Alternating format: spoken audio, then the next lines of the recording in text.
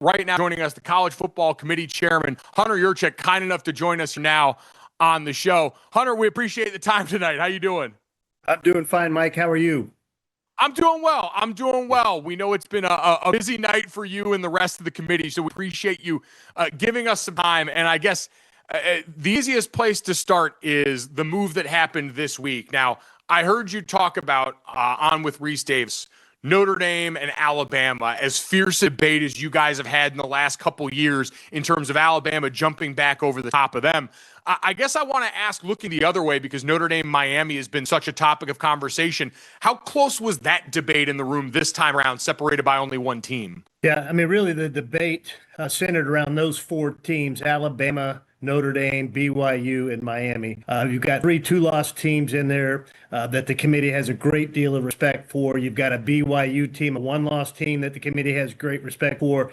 And so you're really trying to figure out of those four teams, because that's really the cut line that you're looking at, that 9 through 12. That's a key line of demarcation, for lack of a better cliche. And so, what we did, Notre Dame and Alabama has been hotly debated for 3 straight weeks now. And I think the committee this week felt like Notre Dame took care of business in a less than hostile environment out at Stanford, did what they should have done.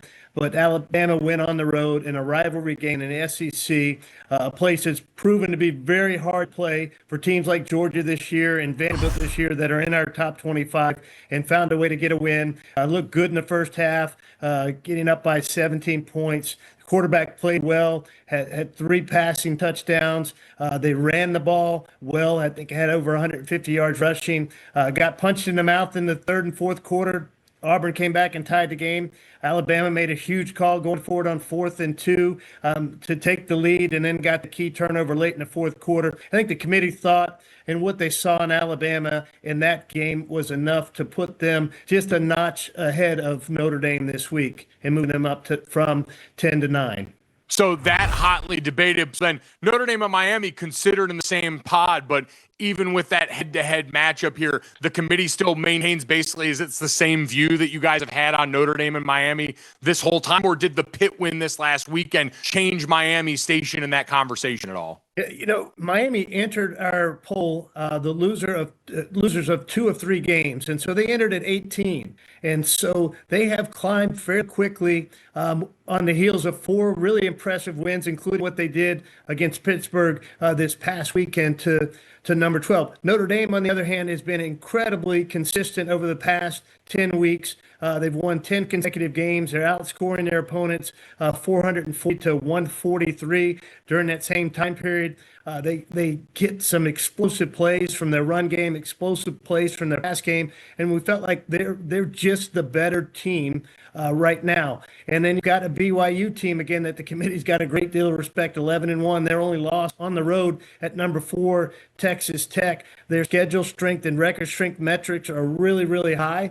And then so you're looking at those teams collectively together, and you're splitting hairs, but the committee felt like at this point in time in a ranking that Notre Dame deserved to be ranked ahead of both BYU and Miami, and that BYU deserved to be ranked ahead of Miami. And that's the way it fell this week, with Alabama at 9, Notre Dame at 10, BYU at 11, and Miami at 12.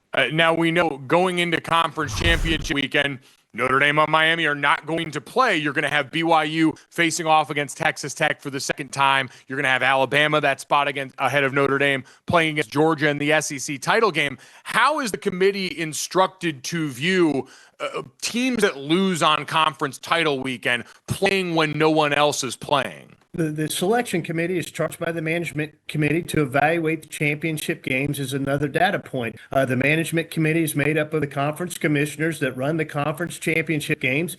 If they weren't important, we would have our final ranking tonight, and this would be it, and we wouldn't even use the conference championship games as a data point. But we have one more ranking that will happen Saturday night into the early morning hours on Sunday, and it will include the data points that are the 10 conference championship games. We'll re-rank the teams 1 through 25 based on the data that we have from those games. Got it. And so I guess the simpler question would be, can a loss punish you on conference championship weekend? Can you drop with a loss in one of these games? Without knowing what the loss looks like, it's hard for me to sit here today and predict if a loss could move you down or if a win could move you up. I think it just depends on what that game looks like and who it's played by. Okay, so the quality of the game or the, I guess, margin of that game would then factor into how you guys view that win or loss. Yeah, again, it's going to be how we view games every week, wins and losses and how teams play. It will be another data point. And, if you're an idle team, you may get the benefit of schedule strength metric or record strength metric improving because of what happened in the conference championship game. Okay, certainly a possibility to keep an eye on. Another interesting situation this week was Ole Miss in the playoff field still, but we know Lane Kiffin, their head coach, moved on and took the job with LSU. We saw news that Charlie Weiss Jr. going to be back calling the plays for them if they are indeed in that final playoff field, which it looks like they're going to be now. How much were those factors, the volatility and the changes of the coaching staff around that team, factored into the way you guys analyze this team? Yeah, they weren't factored in how we analyze those teams, but we did have a discussion as a committee because it is one of the principles in our protocol, the availability of coaches and players and the impact on their respective teams. And so not only did we talk about what's going on at Ole Miss, but we also talked about Oregon and their offensive coordinator taking another job at Kentucky, North Texas head coach, the James Madison head coach, the Tulane head coach. And even though the coaches are going to coach in their respective championship games and if there's games after that, but what is the impact on the team? And the answer to the question is we don't know because we have not seen any of those teams play a game like an Ole Miss without their head coach or Oregon with a distracted, potentially offensive coordinator or distracted head coaches at other schools. And so we had a discussion because it is one of our principles, but the answer to the question is unlike a few years ago where Florida State, when they lost their quarterback with a couple of games left in the season, the committee at the time had some games to watch Florida State play without their starting quarterback. We don't have the value of that in the case of Ole Miss or any of the other schools that are undergoing coaching changes. Got it. All right. So a lack of data there means Ole Miss actually moves up a spot over Texas A&M. How robust was that debate around a Texas A&M team, obviously coming off their first loss of the season against Texas, getting jumped by an Ole Miss team where the resume points in some cases would say they still favor Texas A&M? Yeah, you look at that grouping of now the 5 one-loss teams, starting with Georgia, Texas Tech, Oregon, Ole Miss, and Texas A&M. 5 really good teams, 5 teams that have some really good metrics, impressive wins. And I think what it came down to, especially when you specifically asked about the Ole Miss and Texas A&M debate, we feel like Ole Miss is a little bit better offensively than Texas A&M.